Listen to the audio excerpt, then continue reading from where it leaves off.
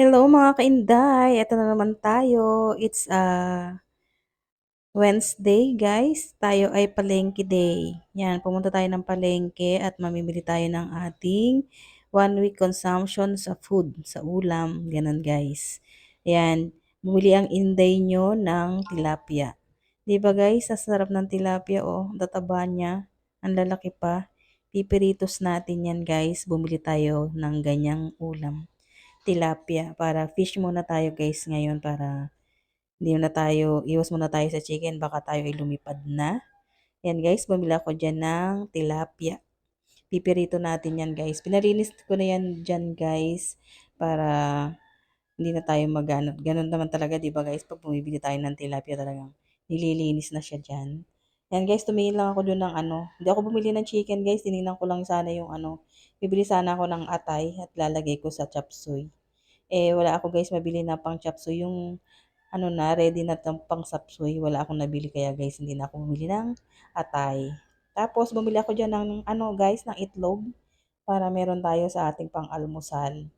Tapos, bibili sana ako ng mangga guys, kaya lang parang overripe na. Kaya hindi na ako bumili. Overripe na siya eh. Parang hindi siya, tsaka parang hindi siya matamis. Yan yung itsura niya, parang pinahinog lang sa kalburo. Di ba ganun yun guys? And then, dumaan ako sa bilihan ng hotdog. Tsaka tumingin ako ng gulay. Nilalagay ko sa sinigang. Bumili na ako ng baboy guys eh, kaya lang pang sinigang natin yon. Ayan, bumili ako dyan.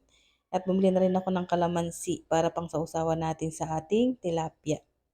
Yan, di ba guys? Ang sarap naman. Mamili na naman tayo ng ating consumption sa isang linggo. Kasi para hindi na tayo palabas-labas. Pero pag gulay guys, kailangan natin bumili sa tuwing hapon kasi meron akong nabibilihan ng murang gulay guys. At fresh pa siya pero hapon na. Yan, nagpakwit pa ang inday nyo dyan. Ayan o, palinga-linga pa siya dyan guys. Kaya guys, ayan.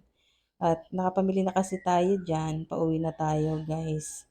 Kaya medyo nag-ano pa dyan ng muni-muni pa ang inday nyo. Yan, patingin-tingin pa kung sino yung tinitingnan.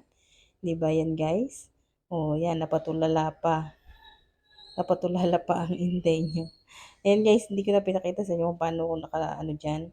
Nilinis ko na agad yung mga fish kasi baka ano, fresh ko pa naman nabili. Kaya nilinis ko na at nilagay ko dyan sa ref guys. And guys, thank you for watching. Maraming maraming salamat sa suporta nyo. Don't skip the ads guys. Please watch the ads. Yan po, nililinis ko na siya at lalagay natin yan sa ref. Kaya ang niluto ko lang muna guys ay paksiw na bangos. Kaya magpapaksiw muna kami.